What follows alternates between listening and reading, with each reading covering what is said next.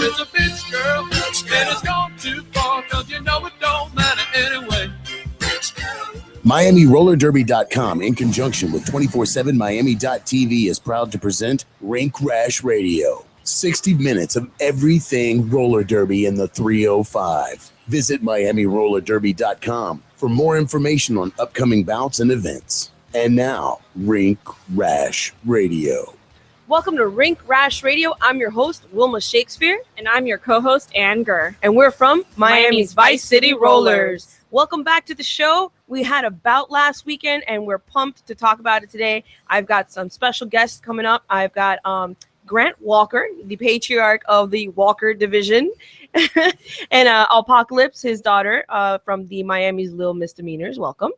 And basically, we also have a special guest coming up later today, or later in the next segment, and she is the founder of the Rolling Valkyries. She is the Rolling Valkyries are coming down to play February 21st against Miami's Vice City Rollers. So first up, let's talk about the last bout. We had an amazing production. I think, personally, in my opinion, one of the best bout productions we've had. And we had a bunch of people come out from the community. We had DJ Nancy Starr. She threw on some nice little punk rock songs for us on during our game, which I thought was awesome. We had the Yielding Seed. They're like an organic, fresh food delivery type of service. And they had these like ginger shots. And I remember me and Divine Thrash, we took a shot of this and it just like boosted our energy. It was a little warm down the throat, so to speak, but it definitely, it was amazing. And it had some coconut chicken and some like zucchini noodles and with pesto sauce. It was amazing food. We had Kawaii Universe. They do awesome, fun collectible stickers. Valentina actually is the one who designed the logo on our New Jerseys. And so I thought we looked pretty spiffy in our New Jerseys.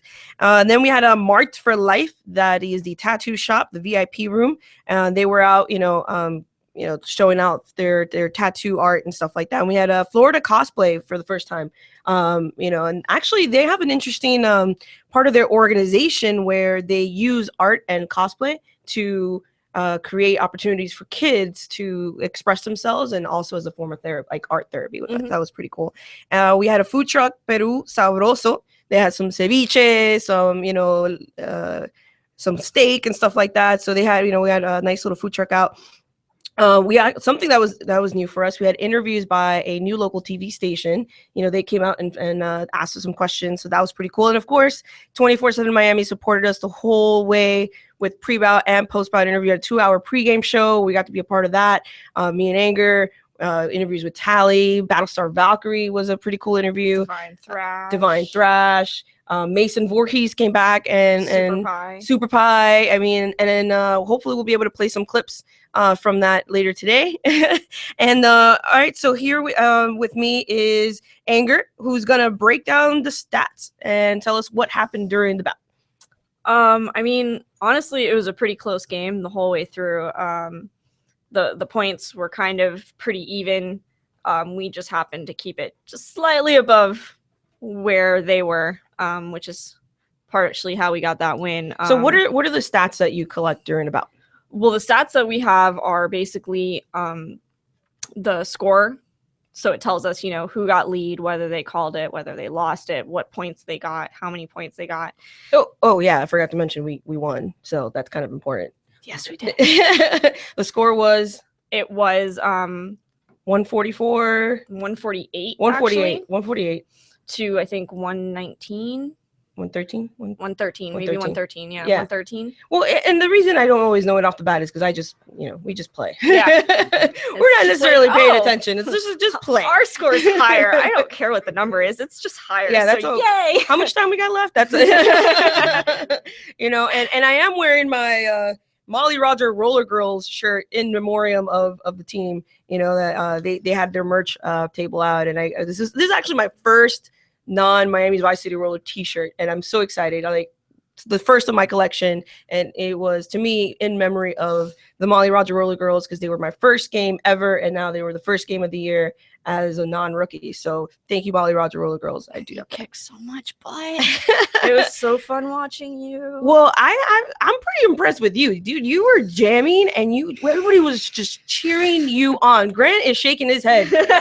Why are you shaking your head, Grant? The whole game was great. I mean, everybody was on point. Both teams were just rocking it. It was so close. It was like edge of your seat, just like, whoa, it was very good to watch from a fan perspective. I would like to point out that me and my mom were both there, like screaming ourselves hoarse. Yeah. Like the next day we were both like, I can't talk. Yeah.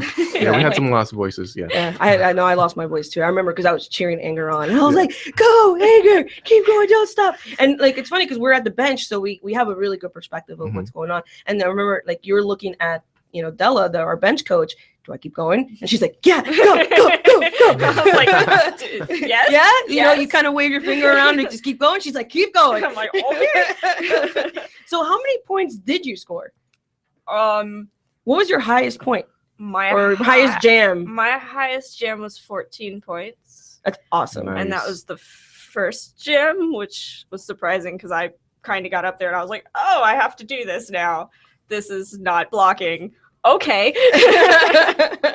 And you kicked ass at it. I mean, it's partially because I had awesome blockers on the line too, helping me get through and making sure that other jammer got held back so I could make all those awesome points. It's a team effort. Definitely. I think it was really cool because I think just strategically our team was focused. We were holding up our wall, so like we were together, we were playing together, we were playing smart.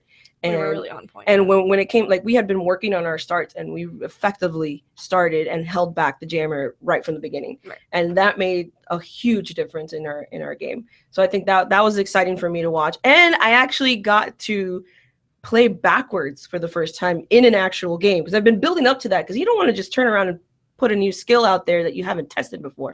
But we've been working on backwards blocking. And so there was one point where this is my memorable moment where I got called out for a penalty.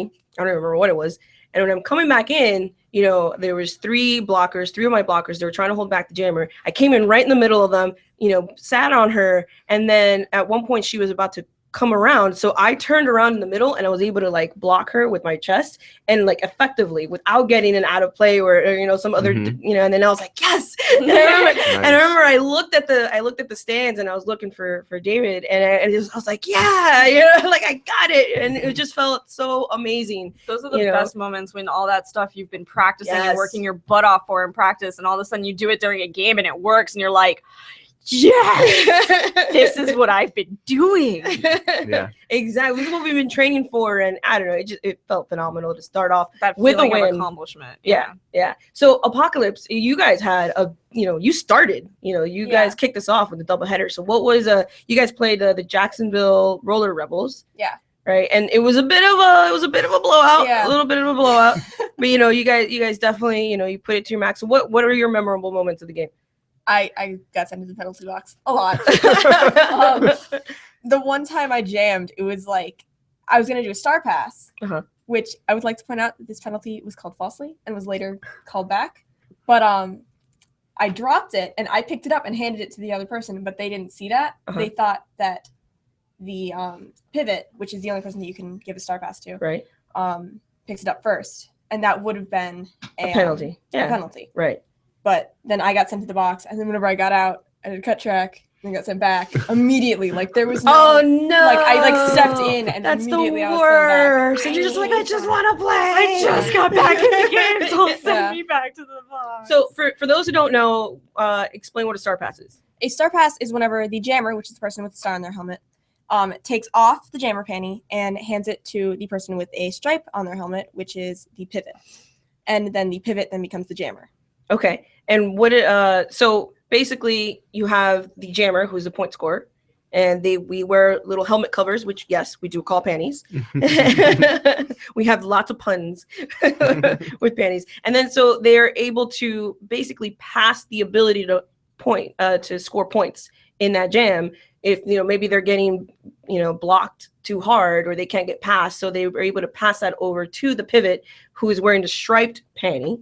And she's the only one who can actually take that star panty and start scoring points. Yeah. But essentially it works. But there are rules in terms of how you can pass it, right? Yeah. Like you can't just be like, here, throwing the panty across. You can't do that because, that's completely illegal. But you have to actually, it has to go from the jammer's hand into the pivot's hand in order for it to be a legal star pass. Yeah.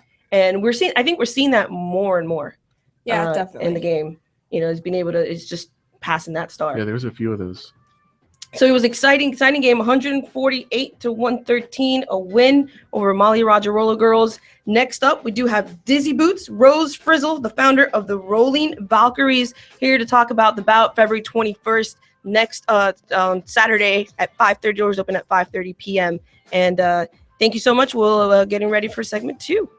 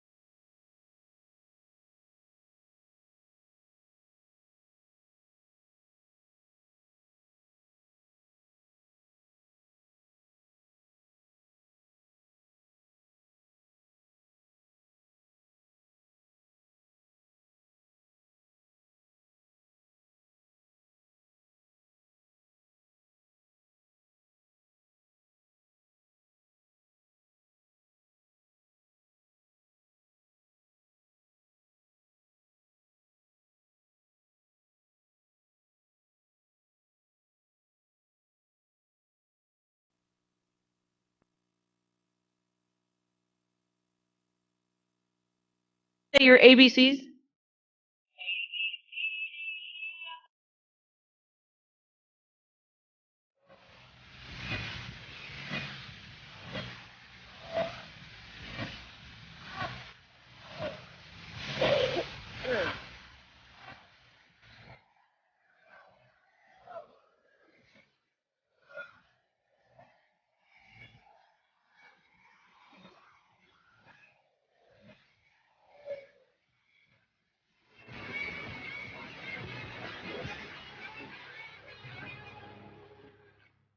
By skaters, for skaters. You're listening to Rink Rash Radio on 247miami.tv.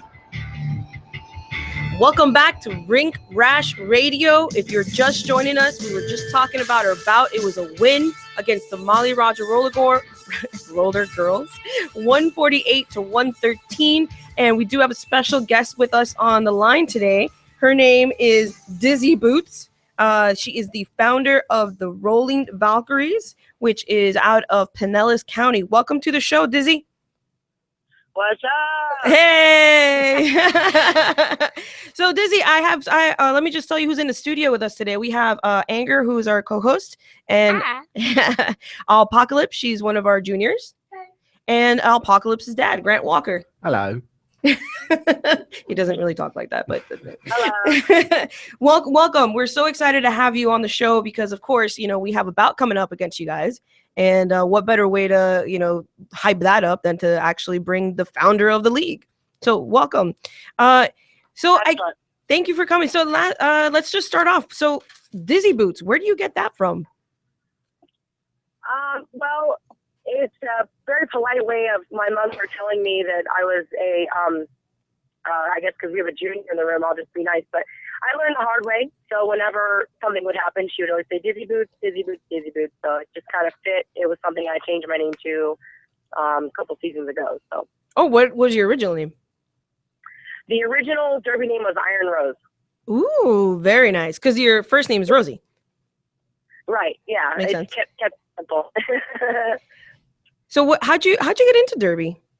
This is always a fun story. Or how did Derby find you? I mean, it's a long story. It's a really long story, but it's definitely something that helped me get through some grief in my life. Where after I lost my daughter, it was the one outlet that definitely stuck with me and helped. Wow. If you will. Wow. So it was, it was a period of transition for you, something that was, you were dealing with the grief and loss of your daughter. And so how exactly did you first hear about roller derby? Did you know about it before you got involved? I really can't remember exactly. I think it was something that I just looked up on YouTube, and I saw a YouTube video of the Tampa Bay Derby Darlings, and that was it. Cute, I was like, this can't be real. And it was. Well, what was your first experience with roller derby like?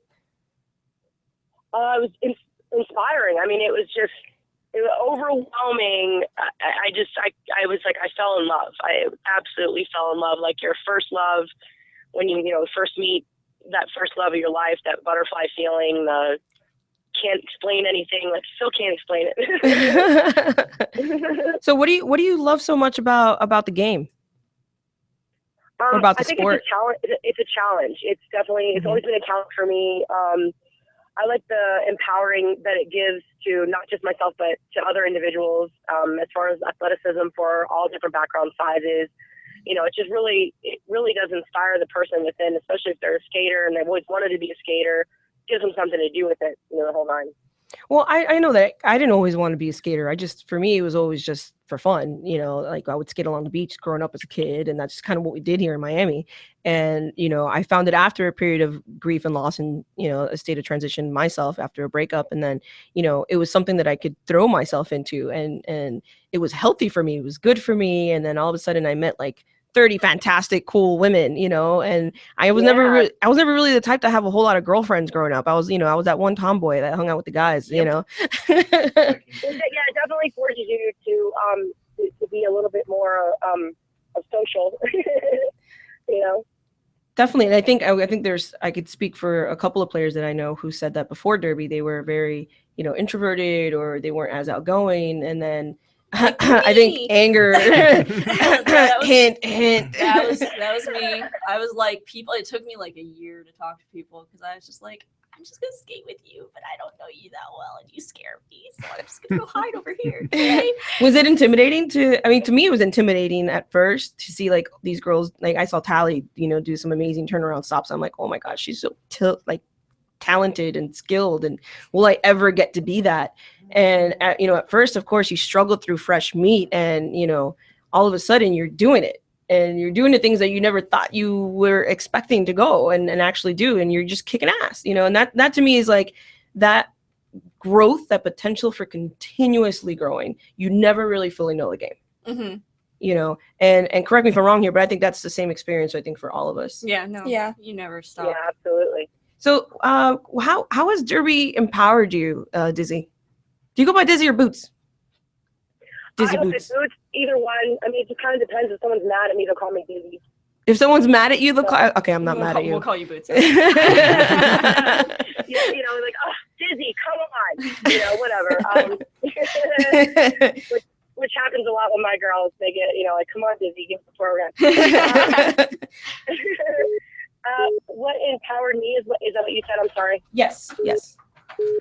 just, I mean, the whole aspect of it, the whole camaraderie between each other, the community outreach, I think, is what I love the most. I'm working on the charity projects within the league, and that's something I really enjoy doing, is reaching out to the community, not just to give back to them, but also to actually help them be aware of roller derby, like it's, you know, what it's doing for people in people's lives. So what do you tell people when they ask you, you know, what's roller derby about? I just say that it's, you know, it's a game that is, I explain the game from, you know, point A to Z, whatever. I just help them understand, you know, why are we out there? What are we doing? What's the whole point of roller derby? And then helping them understand that it's a part of our health and wellness. It's a part of our life. We dedicate ourselves, 3-4 days a week, if not more, not just to the physical aspect of it, but the mental aspect. And we're putting so much time in the development of the league itself, you know, to spread the roller derby, awareness, you know, give out information about how to join, constantly recruiting. So it's a never ending thing. So that's what I think is mostly inspiring to me, is that it's like you're almost building it for the future. You know, you just want to, keep it going, the continuum of roller derby. And that sense of accomplishment as you see it grow and as you see it progress is just incredible. Yeah, It's awesome. Yeah, like when I hear these juniors, Pinellas County Junior Derby, what's up? I'll give a shout out to them real quick. They're a group of great people. They've come a long way. And, you know, even the attack pack down in Pinellas, give a shout out to them too. But, you know, juniors, you hear them say, someday I'll be a Valkyrie. And even if they just go to Tampa, it doesn't matter. It's just like you're hearing that, because I think about it in retrospect, if I was their age, you know, like if I had derby, you know what I mean? Like if they had cell phones, like they had cell phones when they're born. But it's just, we've evolved so much, and where we're at right now, it's just, it's still, in my opinion, I feel like we're in like toddler stage, if not adolescence, in derby, because we're still not televised nationally. You know, we're not on that ESPN channel just yet. We'll be on the Olympics, but it's inspiring for me to hear those juniors say, I want to be a Valkyrie. And that's like, oh my God, that's so amazing. Like that could be the next president for Revolution Roller Derby. Wow, that is pretty cool. Apocalypse is here with us for Miami's Little Misdemeanors. I mean, I'm curious, do you in your circles talk about, you know, one day joining Miami's Vice City Rollers? Yes, all the time, like constantly. That's true. And if you don't, we'll be really upset. Exactly. I mean, you guys conduct yourself. You know, you have to conduct yourself as a professional in a lot of sense, because you want them to be inspired by you and your mannerisms and what your goals are and what your whole purpose is, what's your cause, you know, what's the whole point. You know, yes, we come here and play roller derby, we play a game, we compete, whatever it is that we do, but we're doing more than that. And that's what I think has always been the most motivating thing for me to continue. It's just that there is more than just roller derby going on, and the community is seeing that, and that's why I think they're so eager to get involved. It's definitely being part of something bigger than yourself, and I think that's something that we talked about on the phone earlier, Boots, is that, you know, you're part of something bigger than just the roller derby that you're in front of. You know, like this is a community that is, you know, it's local, it's homegrown, it's growing all the time. And, you know, it becomes beyond just playing roller derby and inspiring young women to meet their own challenges and overcome themselves and just be stronger and more confident. And that positivity, that's going to translate into their entire lives. And if we can improve any one person's life, that's automatically going to improve our city and beyond. You know, so I think that absolutely, yeah, it's all about. There you go, you got it. Well, we're really excited about you guys coming down. We do have a bout Saturday, February 21st, Miami's Vice City Rollers versus the Rolling Valkyries. We play at 8:00. But before that, we have Miami's Little Misdemeanors versus the Lucky Stars, starting at 6 p.m. Doors open at 5:30. $10 in advance for tickets, $12 at the door. Kids 10 and under are free. 9300 Coral Reef Drive. That's the corner of US 1 and 152nd Street. MiamiRollerDerby.com to buy tickets. Thanks so much, and let's we can't wait to see you, and we'll talk some more derby in the next segment. Can I give a shout out to some girls? We'll go for it. Okay, I want to give a shout out to Diamond, my captain, and my co-captain, Suki Seidel. Tommy, my captain of the Mom and Pop Militia, And Machete, she's the co-captain. It's her birthday today. Happy birthday, Machete. Happy birthday! And just Helga Hufflepunch, Crash Control, everybody on the Revolution Roller Derby League, just the founding team of them, and just everybody. If I forgot your name, I love you. All right. Push me out.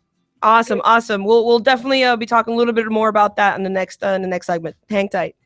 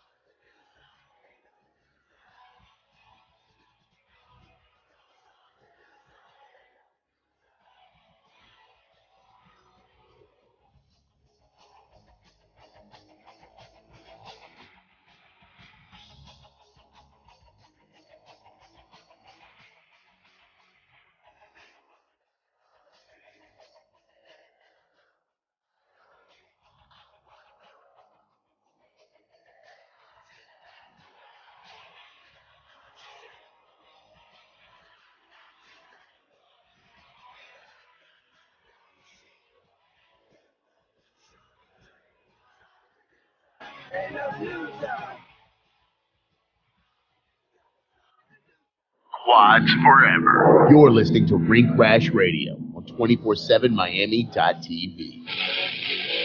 Welcome back to Rink Rash Radio. If you're just joining us, we're talking to Dizzy Boots, the founder of the Rolling Valkyries. They're coming down to play us on Saturday, February 21st. It's a doubleheader. We are featuring our juniors team, Miami's Little Misdemeanors. They're playing the Lucky Stars from Pinellas County. Doors open at 5:30. The first game starts at 6 o'clock. Join us for the main event at 8 p.m. That's at 9300 Coral Reef Drive, corner of US 1 and 152nd Street, right next to the Palmetto Golf Course. Buy tickets $10 in advance, $12 at the door, and kids 10 and under are free. Go to MiamiRollerDerby.com to buy tickets. And we're really excited to have Dizzy Boots here with us talking about Derby. What's up? All right. So last segment you were telling us a little bit about some of your teammates, and why don't you tell us a little bit about Revolution Roller Derby? How you guys got started? What are you guys about? Who do you play? I really feel like we're just about, especially this past year, forming into a more of an educational aspect of roller derby and how we can reach out and help people with their health and wellness. Okay, what does that mean exactly? Well, just to keep it simple, I mean, really, what it boils down to is getting people involved and getting them with their, the part of the health and wellness part of things is to help them understand, what are the benefits of roller derby beyond being able to, hit people and knock people down. That is a benefit, though. That is definitely a benefit. That's the fun part, but we want to teach them, good eating habits, want to teach them, how to skate mostly. I mean, people come there just to learn really how to skate. Right. And once they get past that point of learning how to skate, then it turns into, okay, well, let's see what roller derby is about. It's really just kind of turned into this part of just reaching out and educating and helping people. So how are you guys structured? So you have the umbrella league, which is Revolution Roller Derby, right? Correct. And then you have teams that are underneath the umbrella, right? You have Rolling Valkyries. Correct. We have our tribal team, which is an all-female Rolling Valkyries. And then we have our co-ed team, which is Mama Pop Militia, which is a tribal team as well. And then we're We're going to have home teams this year. We're having 4 games at home this year. That's And fantastic. each one of those they're basically charity bouts. Pretty much every home bout we have, we give back to a charity, and somehow in some form either canned goods, non-perishable foods, or the proceeds, a portion of proceeds. That's something that's interesting to me about Derby is that, I don't know what it is, but our community is so important to us that we want to make sure that we give back. And that's something that I've seen across, all teams is they do something for charity, something for a nonprofit organization. And, I know we had Hygiene for the Hopeful, which is founded by, Assassin from Miami's Low Misdemeanors. She collects personal hygiene products, and she's been at her last couple of bouts just collecting, personal hygiene products and donations and stuff like that. And, it's just so amazing to be able to be part of something bigger than yourself and still be able to give back to the community and give back to people that need it. So what are some of the charities that you guys have worked with up there? We work with Pinellas County Education Foundation. We are currently collecting canned goods for this bout. We have a bout coming up Sunday. We're playing Lakeland Derby Dames. And okay, so for someone who is in your area, how do they find you guys to come watch you play? I mean, it's tomorrow, right? Yeah, tomorrow starts at 3:30. The gates open. It's you can check out revolutionrollerderby.com, and there's a link to buy tickets. All the other information about our leagues on there as well, our mission statement. Now we are collecting canned goods for Feast Food Pantry of Palm Harbor. We also collect canned goods and other non-perishable food items for the Shepherd Center. We've given back to the primate sanctuary over in Tarpon Springs. Nice. We have a pretty good list of different charities, random charities, because we're trying to find our home with these charities and give back to them consistently because we want them to depend on us. And that's really important with charity. Like I said, I'm head of the charity project with the league. Okay. You want to make sure that's consistent because they need organizations that they can depend on too.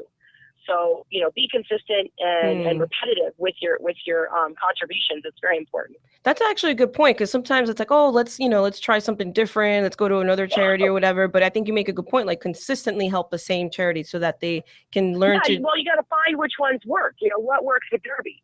We worked with the St. Peter Casa of St. Petersburg, which is a battered women's shelter and with children as well.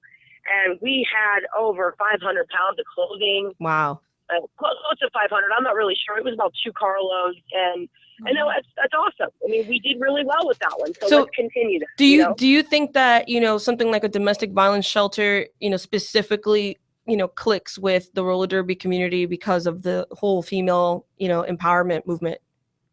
Absolutely. Yeah. Definitely. Absolutely, man. Absolutely. You never know. You never know. That individual, whomever, even men get battered. Let's not true. keep them out. There's definitely women that anyway. I feel like whomever it is that's going through something, I feel like roller derby could empower them to reach their goals, whatever they could be, whether it is to free themselves or something like that, or just to try something new. Sometimes people just don't like to try something new. They're afraid of it. So you never know. It definitely takes you out of your comfort zone. Man, it does for sure. So who are the Rolling Valkyries? I mean, I saw a list of names on your website. You've got some interesting, you got a nurse, you got a teacher, yourself. You're a pilot. You're a pilot, right? No. Come on now. No, these are our alter egos. You can pretty much say whatever you want. Aviation I've always been a fan of aviation, but no, not a pilot yet. I'll just put it to you that way. But yeah, pilot on other realms. No, I mean, I know that there's all different walks of life and backgrounds in Revolution. There's you got Roxy Balboa. Yeah. Great name. It is a great name. She's an executive. Took his title as a social worker, which is what I feel every single roller derby league needs is a social worker. Let me say that. Why do we need social workers? I don't know. I think Oh my gosh, you kidding me? No, do I have to go into that? I mean, you get a group of women, female alpha females together, and you're not just playing derby, you're running a business, as a nonprofit organization, but it's still, you're running a business. Right. You want to be profitable, but at the same time you also have very dominant personalities that may not always agree with one another, with how things are supposed to be run, which is, I think, that's pretty normal in any business organization. So I think what your point is being, you need someone who can help navigate, the personalities, right? Someone who can help people find consensus. Yeah, you do. You need someone to enforce the workload, and that's the thing that it takes the right person to do it. And Suki Sato's perfect, man. She's always been that way, though. She really is. She's an amazing woman.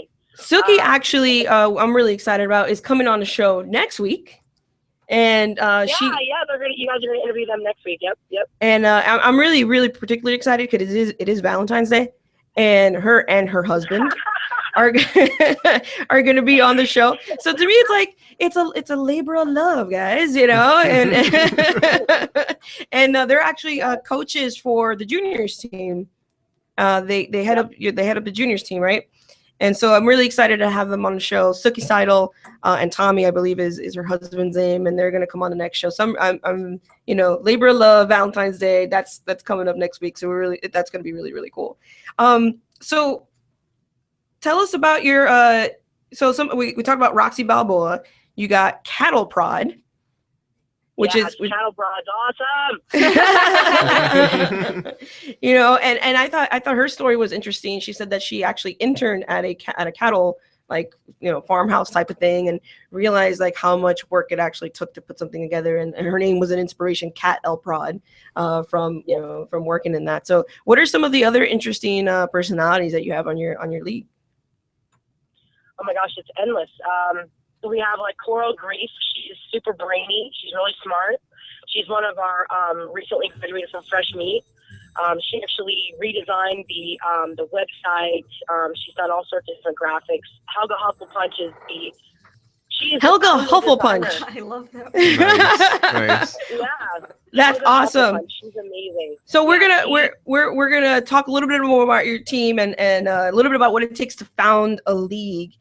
And any advice that you may have for roller derby skaters in the next segment. So check us out Saturday, February 21st, the upcoming bout, Miami's Vice City Rollers versus the Rolling Valkyries. Doors open at 5:30 p.m. It is a doubleheader. You get 2-for-1 deal. Miami's Little Misdemeanors versus the Lucky Stars, 9300 Coral Reef Drive, MiamiRollerDerby.com to get tickets.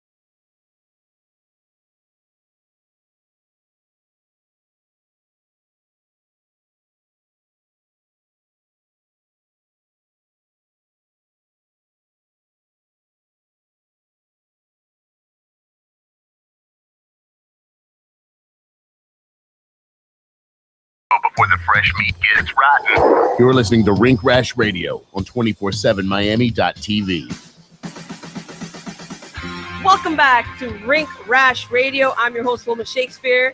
I'm your co-host, Ann Gurr. And we're talking to Dizzy Boots from the Rolling Valkyries. I also have here Apocalypse from Miami's Little Misdemeanors and her dad, Grant Walker. Welcome back to the last segment of the show. It's gone by so fast. But before we go on and talk to Dizzy again, I do want to say that somebody got a little bit of rink rash last night. Why don't you show us your rink rash? So this is what happens when you play roller derby sometimes. Ooh. Yeah. Ouch. Pretty. Yeah, that's right on, your shin. There's a nice little raspberry Yep. right across your shin. So how'd that happen last night?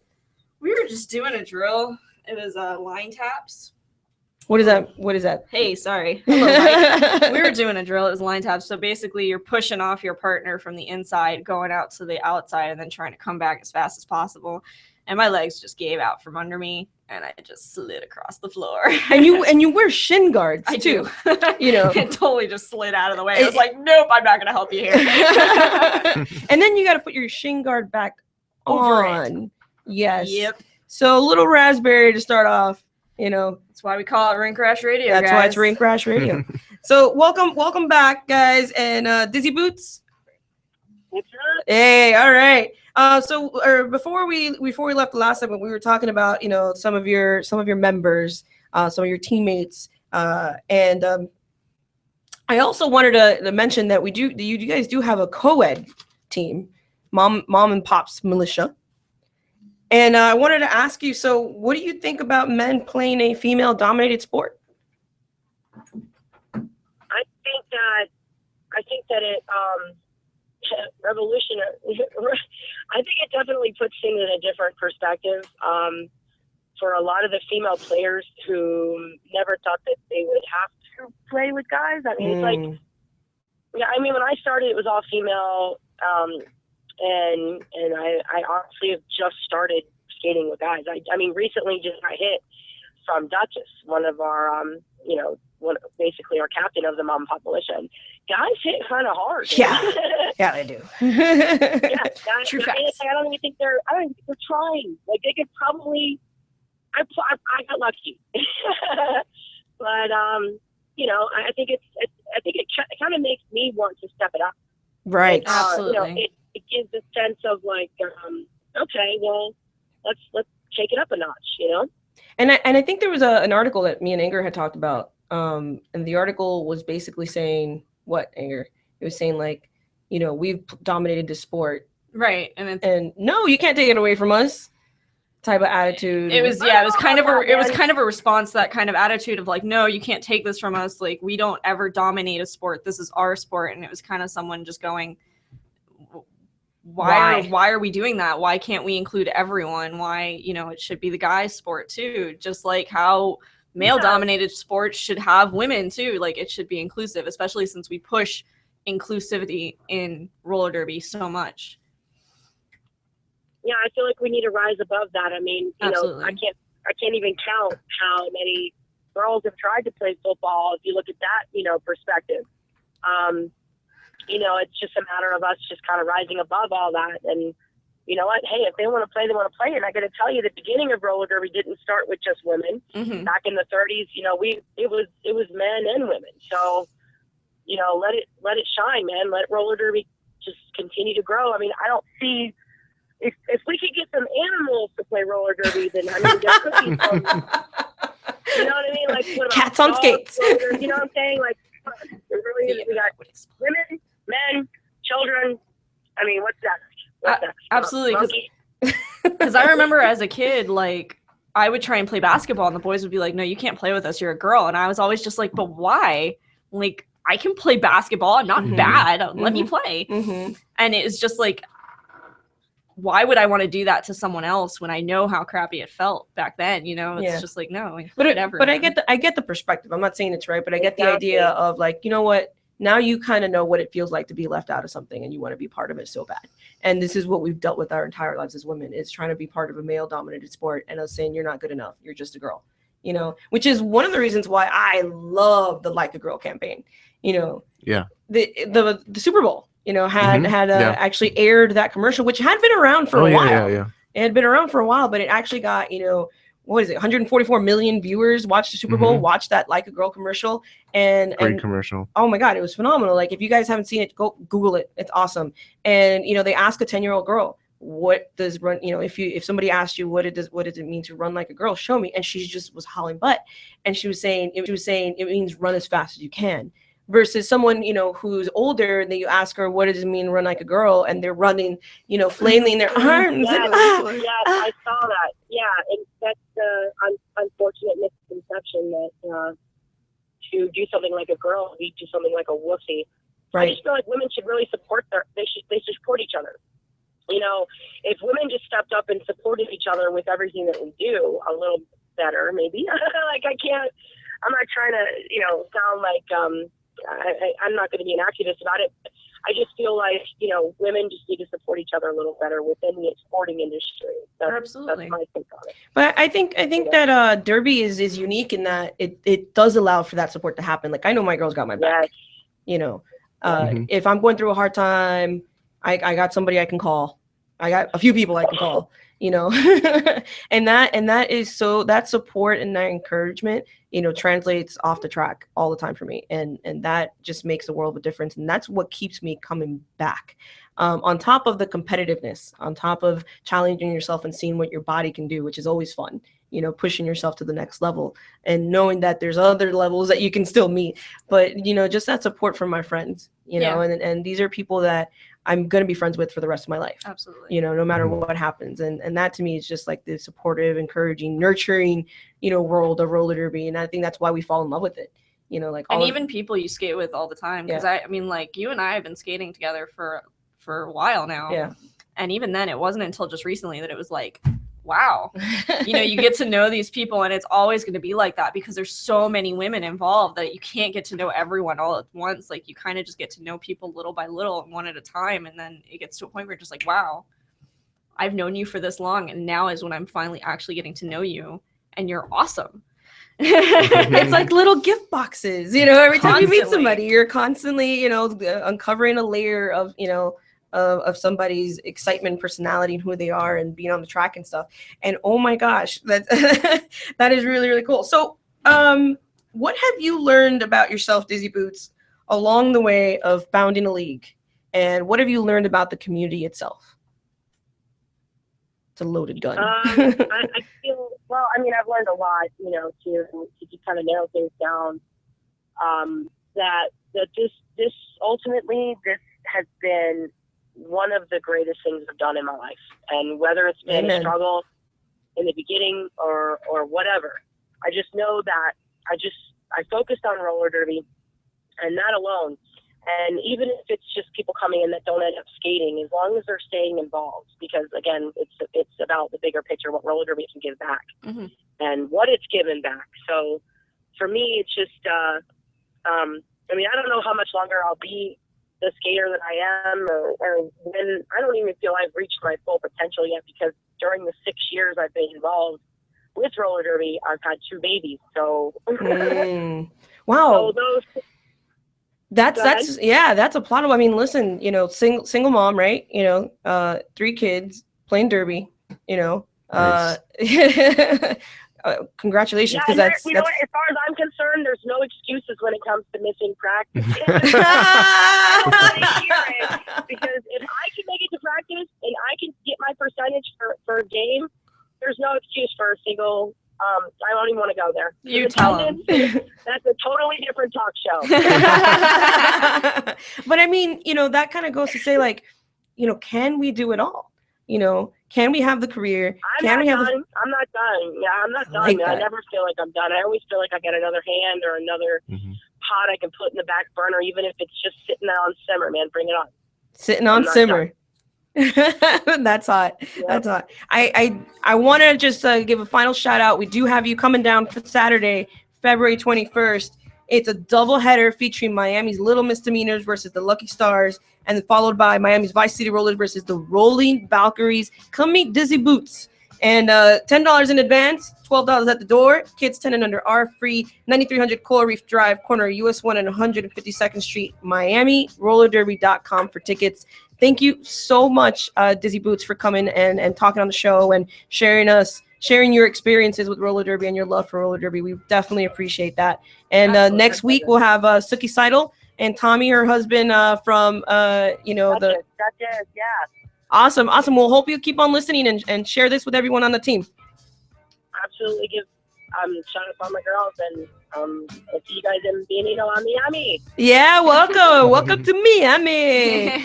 We'll see you Saturday, February 21st. That's Rink Rash Radio for you guys. Thank you so much for listening.